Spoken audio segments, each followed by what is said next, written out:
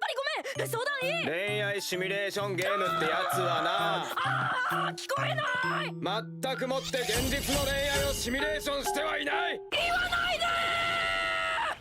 If you're looking for a show about video games or gaming culture, you might not like gamers. The series definitely shows a passion for and understanding of gaming, but that isn't the central focus. Instead, Gamers features a hyperbolic romantic comedy involving characters who also happen to be gamers. The crux of this show is what I'd like to call the love pentagram of death, and the various misunderstandings that come attached to such a complicated web of emotion. What separates Gamers from a typical rom-com, however, is the way in which it blows the genre's tropes astronomically out of proportion.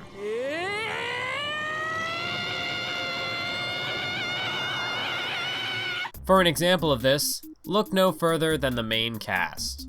This is our protagonist and friendless gamer Amano. Amano becomes friends with Uehara, who is dating Aguri. Uehara also introduces Amano to Chiaki, another lonely gamer. Chiaki and Amano kind of like each other, but kind of hate each other. Chiaki also develops games that Amano plays, but the two have no idea that they're playing with each other. Amano has a crush on Tendo, who also has a crush on Amano. Tendo thinks that Amano and Chiaki like each other, but Chiaki likes Uehara. Uehara is just friends with Chiaki, but Aguri and Amano think he's cheating on Aguri with Chiaki. They also think that Uehara likes Tendo, but Uehara wants to set up Tendo and Amano. Uehara thinks Aguri is cheating on him with Amano, but Amano wants Aguri and Uehara to stay together. Chiaki and Tendo both think that Aguri and Amano are dating, but then Chiaki thinks that Aguri might just be playing him.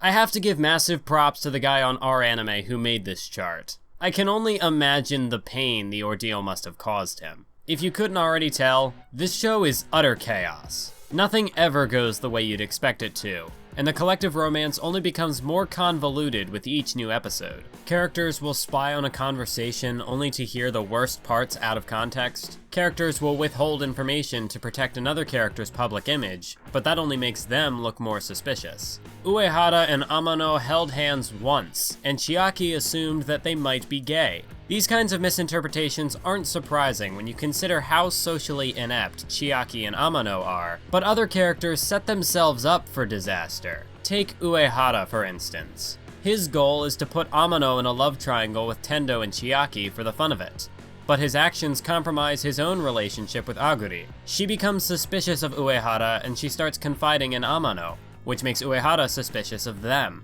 Now you've got two characters who love each other, thinking each one is cheating on the other. The beauty of the love pentagram is that each character is vital to the plot, yet no individual commands the spotlight. Despite being the main love interest, Tendo is the least involved with this complicated mess. She lacks a strong personal connection to any other character besides Amano, but if you remove her from the picture, the role she fulfills can't fall to any other character without significantly altering the tone of the story. Amano can't fall in love with Chiaki, for example, because then the plot thread involving her screen name would all but guarantee her romance with Amano. At that point, you would be operating with a more standard love square, and while a story like that could be interesting in its own right, there would be less nuance to each misunderstanding, and any attempt at satire would arguably pack less of a punch. As for my second point, Amano might play the largest role in this love pentagram, but the story isn't just about him. This isn't a harem where everybody swarms around and only cares about the protagonist.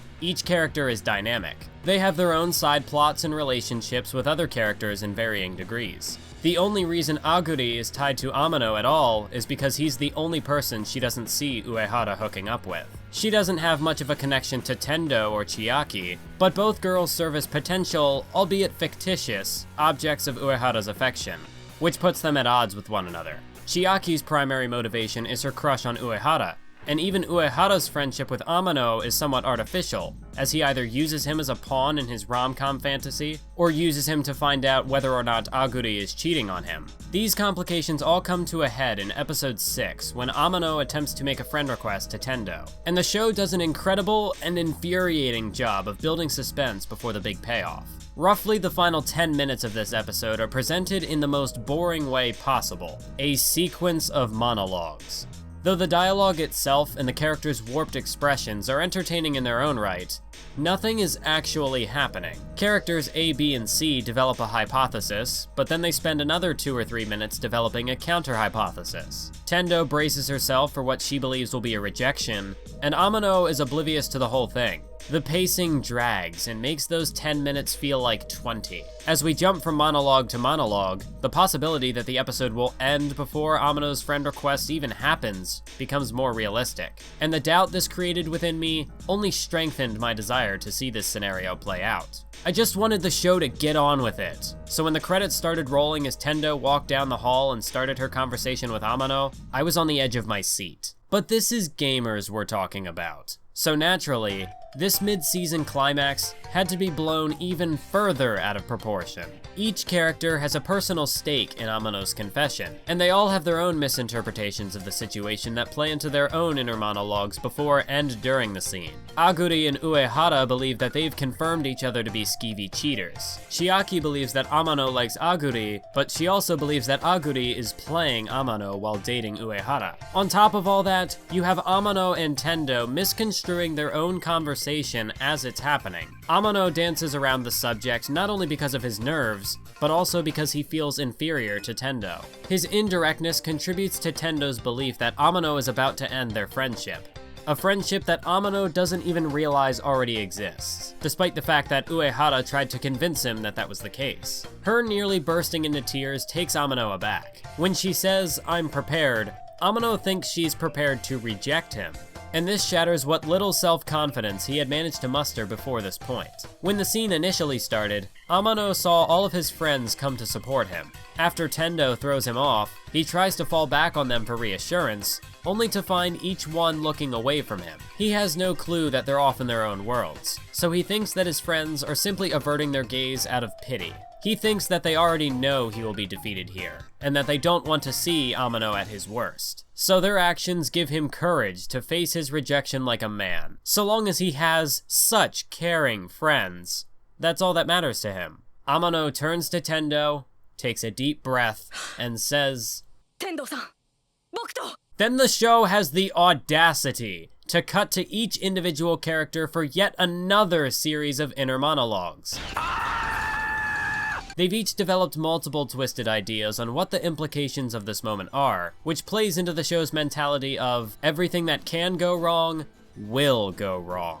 By conditioning the audience to think this specific way, the show effectively blindsides us when Amano actually expresses his genuine feelings and asks Tendo to go out with him. This moment reminded me of the big reveal in Attack on Titan Season 2. That series is known for putting dramatic emphasis on even the most minute details. But when the identity of the armored and colossal titans were revealed, they were damn near off screen. I had been spoiled on their identities years before that episode, yet I was still caught off guard by how offhand the reveal actually was. In this instance, Gamers always takes the most roundabout approach to everything. So it's mind-boggling to see a character actually convey something in simple terms. But even when it seems like these two are finally going to become the couple they both want to be, you know there's a catch. There has always been a catch. Tendo responds to Amano's request almost immediately, without actually processing what was said. In short, these two accidentally became a couple. So even though we know that they both like each other, the foundation of their future relationship is shaky at best. If you compare that to the other couple in the series, you quickly realize that the philosophy of Gamers is that love is chaos. This show has a knack for hyperbole that I absolutely adore. With how much episode 6 had been building to its climax, I couldn't have asked for a better payoff. There's the brief collage of sentimental flashbacks, the moment of silence after the confession that gave me just enough time to process what happened before I lost my fucking mind. There's this jarring, over-the-top warp transition followed by the frame snapping back into place. A panel of each shocked character slides over Amano's dopey, naive face before the title card slams onto the screen. And the crowd. The fucking crowd! You've all heard those drawn-out, overdramatic anime reactions before. It's a joke, a meme, and Gamers embraces that meme.